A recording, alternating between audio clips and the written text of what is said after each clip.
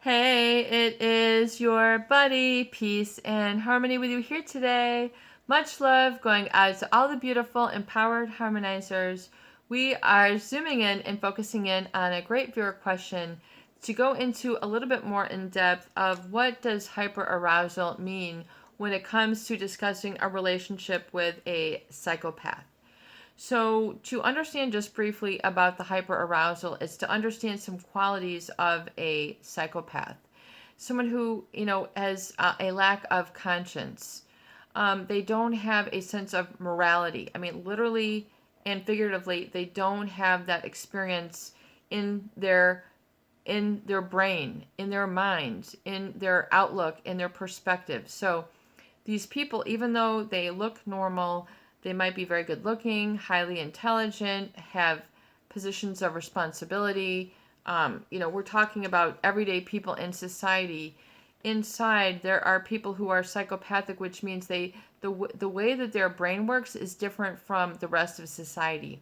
Maybe it's 1%, maybe it's 4%, it's still undetermined, but it's to understand that due to the inactivity in the amygdala, the way that the brain connects with the prefrontal cortex, the way that they're hypersensitive to dopamine, the reward feel good chemical, it creates a circumstance and a situation where these individuals will underhandedly seek to violate others by crossing their boundaries, and especially when it comes to the boundaries of fear and morality. So, where you personally draw the line for yourself, no matter what age you are, where you draw the line with your finances, with your behavior, with your speech, with your dress, with your vocation, with your routine, with your eating, with your spending, with how you treat your family. So everybody has sort of a structure,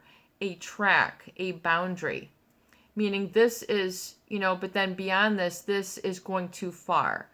And hyperarousal is part of what a psychopath does to control others, to get them under their thumb, under their guise of control. But it's not just like, oh, they're doing, I'm doing what they say, or they want their people to be doing what they say. It is much more than that. It's to create a sort of reaction within the individual, which becomes then an addictive experience or an addictive quality in their internal chemical experience, if you will. And so the hyperarousal, which will involve the mitigation of fear and pleasure. So it'll create a very dangerous and lethal mix of danger coupled with arousal or pleasure. So two like apparently conflicting experiences become interwoven.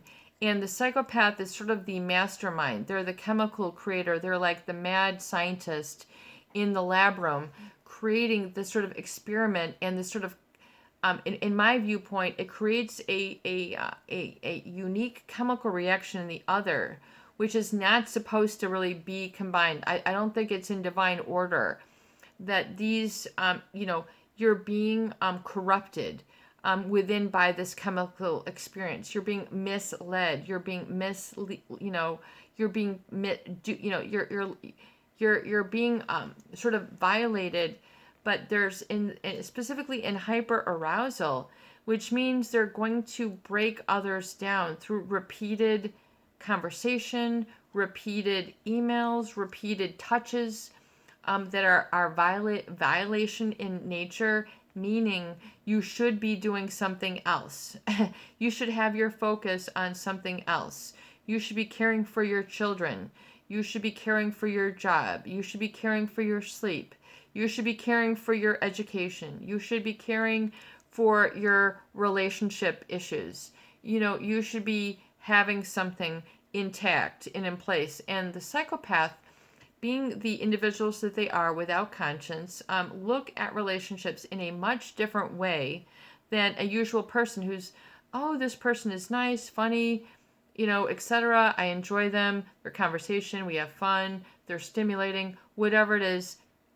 That's the positive. But these individuals who are psychopathic, they don't look at that. They see basically things as a win in what they want.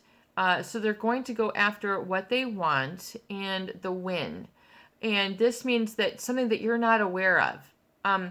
The people who they hyper arouse, these people are not aware of what is going on. They're completely blind, oblivious. They're not informed. They do not know how that they're being treated and then the impact while they're immersed in it. And they also don't know of this type of person usually. Some people have repeated relationships with these types of people. Some have only had one, and it can vary in severity and extent. Of course, very unique and for each individual of our viewership. But, part of the hyper-arousal is then this breaking down of normalcy for yourself. And it's usually then broken down through repeated attempts to distract, dismay, seduce.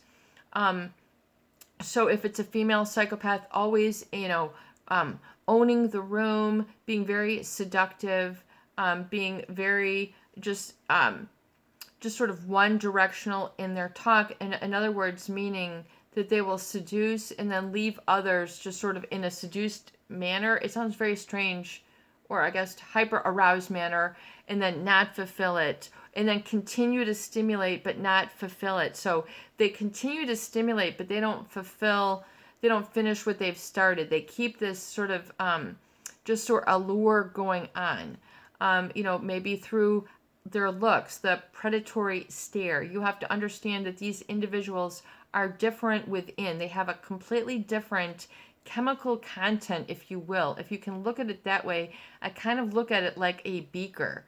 Like a beaker, if you remember in science, you'd pour a little of this, you pour a little of that. What's going to happen? Is the beaker going to foam or fizz? Is it going to burn? It's kind of like an experiment that the psychopath does, that they create this sort of chemical reaction in others, which becomes addictive. To my viewpoint, it's a combination of chemicals that are not supposed to be put together, and it becomes very disorienting to an individual. It sort of removes them from their operating ability of their life to conduct their day, to conduct their thoughts, to conduct their focus, to really conduct their I am and sort of really have their values.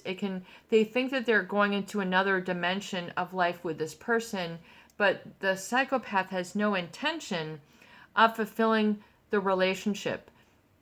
Whether it's in business or personal, private, and in familial, it's also very misleading, and they're kind of setting people up for failure, which is very unpleasant way to spend your life, is in struggle and failure and emotional pain. It becomes very dissatisfying way of life. So you have to work through it. Yes, you can work through it. You can untangle. You can detox. You can get back to the I am that is stronger, better, bigger, better, faster. So know that to be the case. I mean, you should be able to do a happy dance knowing this to be the case, because a lot of people, they wonder if they're ever going to make it through.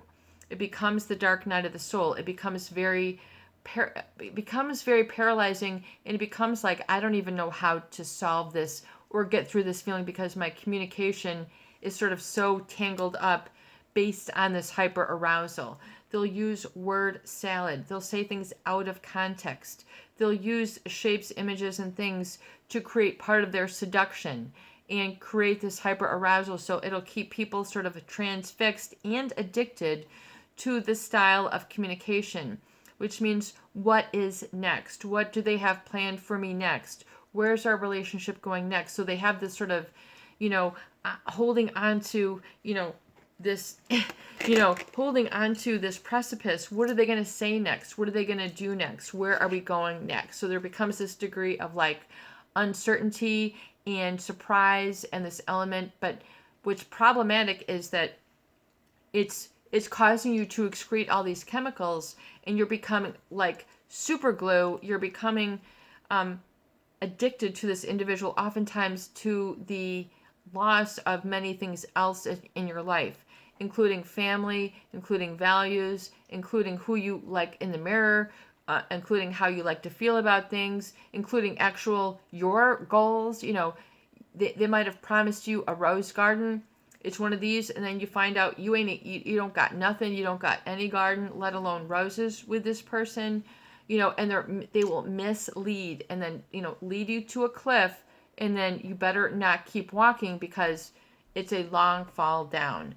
And there's a lot of just very frightening emerges that can come. So the hyperarousal is when they overstimulate you, overstimulate the body, overstimulate the mind, overstimulate the philosophy of you, overstimulate the vision of you, so you become sort of a person that becomes enmeshed with them, meaning you don't have any boundaries. They'll lead you to believe that it's in the positive, that you fuse yourself with them, and but there is no fusion there. There ain't no togetherness. The psychopath does not feel anything. They will create an as if. Their relationships are an act, literally as if you were watching a Netflix movie. It ain't real. They're playing a character. And if you think that you're getting married to this person or going into business with this person, it's going to be another news coming. And they live oftentimes with double and triple lives. Double and triple lives. To the degree that they hyper arouse, they do this to you, other people. They get married to people who they've completely fooled. They have children with people who they have completely fooled. Run businesses, families, etc. So you have to understand the seriousness of this. This is not a joke. This is not funny. This is not something people understand. This is something that therapists do not understand. This is something that psychologists, psychoanalysts, you might not be able to find very many people who understand this hyperarousal. It will calm down. It will calm down. So oftentimes it's done to overstimulate the body and overstimulate the mind and contort and twist and pervert the thinking. So things that are of a normal shape, they pervert.